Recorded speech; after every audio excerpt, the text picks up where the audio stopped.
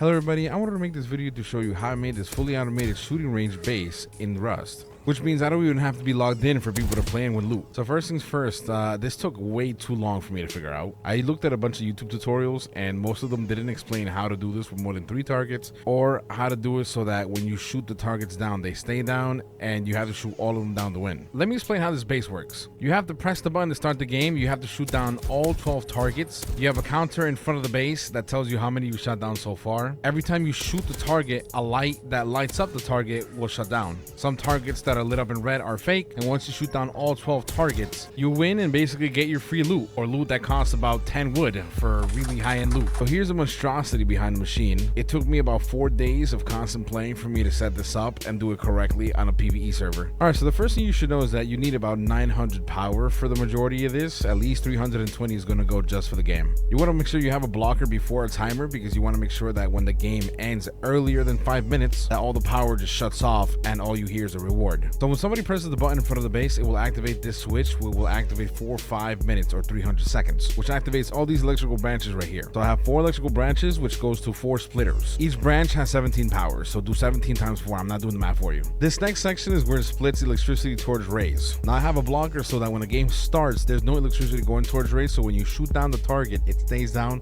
until the game is done. But the reason I have 2 timers is because one timer activates at the end of the game, and another timer activates when somebody presses the button to start the game. This way, no targets are left down by accident. It will always raise the target up whether the game ends or the game starts. Also, keep in mind the power going into this section is coming from the main power source, not from whatever power is going into the timer. So here's the problem with the power out. The power out is the only way you can tell the target to send power to number 1, lower, number 2, shut off the light, and number 3, signal that the target's been hit, and number 4, activate the AND switches so that once all targets are down, you win the game. So before I forget, I want to mention that every electrical branch that goes to raise is 6 per electrical branch, and every electrical branch that comes out of the power out is 1 because you only need 1 power to activate either a blocker or a switch. So remember, 3 electrical branches per power out from each target, especially if you want to make it as complex as I did it. Alright, so these blockers basically control power towards these light bulbs. When you shoot down a target, the electricity goes into one of the 3 blockers, which then sends signal to the block pass-through, which turns off the light whenever you shoot a target under it. Power out also activates one of these timers that only activate for 0.25 seconds, which is sent to its own OR switch, which is then sent to one master timer that's also 0.25 seconds, which then increases the counter inside and outside. Now, most people would have stopped right there, but I wanted to make it more interesting, and I have targets upstairs, downstairs, and outside where doors open and close and windows open and close using these timers. There's a different set of timers. There's a blocker that will activate, deactivate, and activate each one of these timers. Each one goes into a door controller, which then I usually have most door controllers connected to each other. It just gives the illusion that they're open and close at different times. Now, the button in the front goes into this OR switch, which then activates 4 different blockers, which will activate the switch. It'll reset the counters in and outside the base, and it will activate the resets for all targets. Now, when you shoot down all 12 targets, it'll activate all the AND switches, which will then send signal to this blocker right here.